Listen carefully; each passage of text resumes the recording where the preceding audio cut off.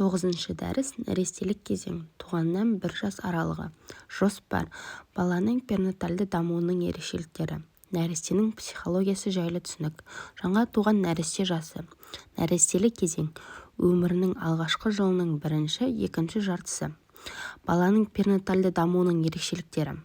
Нәрестенің дүниеге келе салу мезетінен баланың өмірі менен даму түрі және заңдары түбегейлі өзгерістерге ұшырайды.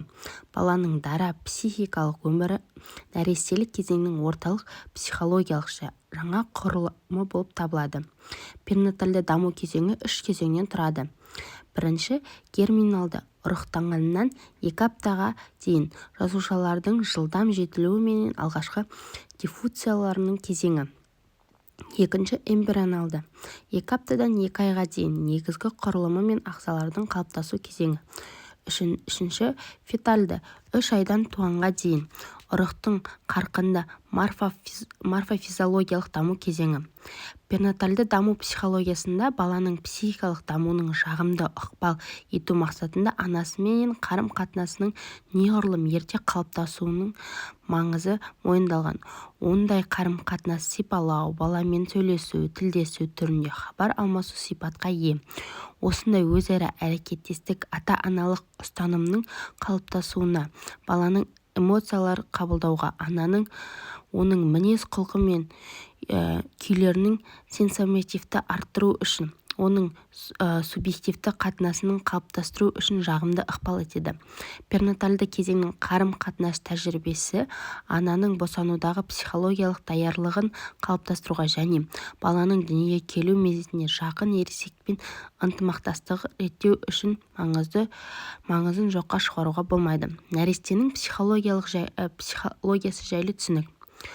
Балалар психологиясы 1 жастағы баланың өмірін зерттеуге байланысты бөлімі. Нәрестелік кезең психологиясы әлі жас сала. 20 ғасырда басына дейін психологтар нәресте жайлы білімдері күнделікті бақылаумен ғана шектелген болатын. Ондай жағдайда туындауы нәрестенің нақ осы шақ емес, болашақтың адамы ретінде анасының құрсағынан тыс жетілген организм ретінде қалыптастырылуына байланысты болды. Ересектер нәрестенің дене бітімінің дамуын, яғни қоректенуін, жылулықты, ұзақ мерзімді ұйықтау жағдайларын қамтамасыз етуге тырысқан. Нәрестелік шақ психологиясында салыстырмалы кешеуілдеуінің келесі бір себебі 1 жастағы баланың психологиясын зерттеудегі әдістемелік қиыншылықтардың байланысты. Өйткені нәрестелер сөйлей алмайды, қозғалыстарын ырықты түрде реттей алмайды, олар өз бетінше орындайтын. Жан Пиаже бала өмірінің алғашқы жылын оның интеллектісінің дамуына сәйкес сипаттайды. Оның ойынша әлеуметтік құбылыстардың ықпалына түспеген ақыл табиғи дербес заңдар бойынша тіршілік етеді. Психоаналитикалық тұжырым нәрестенің ересектермен инстинктивті сипаттағы қатынастарын ерекше көңіл бөледі. Психоаналитикалық бағытта ұстанушылардың госпитализм деген құбылыстарды анықтайды. Ол құбылыстар бойынша баланың ересектермен қарым-қатынасы жетіспегенде оның психикалық дамуы күрт кешеуілдеп бұзылады. Выготский нәрестенің жоғарғы дәрежедегі әлеуметтік ағза ретінде қарастырған, өйткені оның әлеммен қатынасы туғаннан жақын ересектермен қарым-қатынасы арқылы жүреді. Ересек адам нәресте үшін барлық жағдайлардың орталығы болып табылады. Оның белсенділігін жүзеге асырудың ең үйреншікті және табиғи жолмен тек ересекті қатысуымен басқа адам арқылы ғана жасалынады. Бала үшін ересектің болмағаны оның өзі қатысқан жағдайдың күрт өзгеруін білдіреді. Жаңа туған нәресте жасы. Қазіргі кезде жас ерекшелігі психологиясы өкілдерінің арасында баланың анасының құрсағындағы психикалық өмірі туралы қызу пікірталас орын алуда.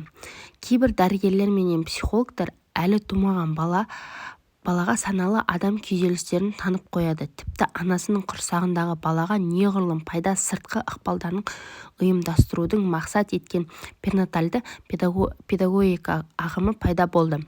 Анасының әсері мен күйзелістері нәрестенің дамуында көрініс беретінін дәлелдейтін деректер бар. Әлі дүниеге келмеген баланың қарапайымды сезімталды болатынын күмәнсіз.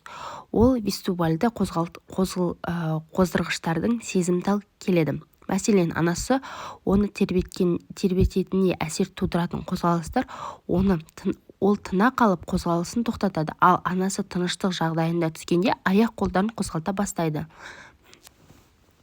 Организмнің дүниеге келуі оның орасан зор күйзелісіне ұшыратады. Өйткені баланың тіршілік ету жағдайлары өзгереді.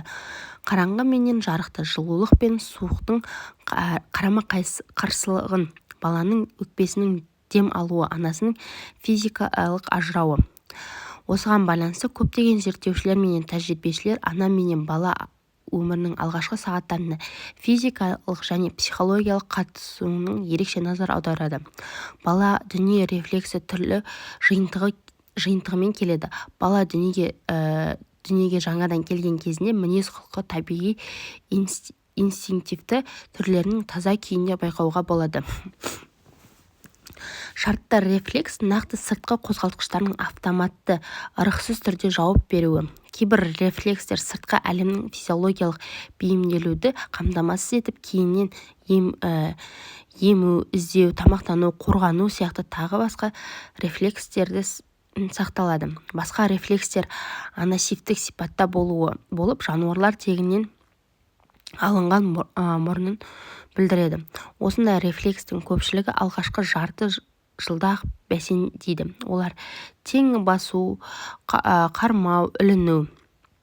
Сонымен бірге адам баласының жануарлардың төліне қарағанда мінез-құлқы тума формаларында аз болады. Рефлекстердің және психологиялық дамудың негізіне қарамайды. Соңғы уақытта нәрестелік біліктілік деген атауға ие болған олардың сенсорлы қабілеттері жайлы қызықты деректер пайда болуда. Жаңадан дүние есігін ашқан баланың белсенділігі ең алдымен әртүрлі стимулдарға қатысты тыңдалымын, сезімталдығын көрініс табады. Жаңа туған нәрестенің сыртқы әлемге бейімделіп қана қоймай, ересектерді қабылдауға бағдарланады.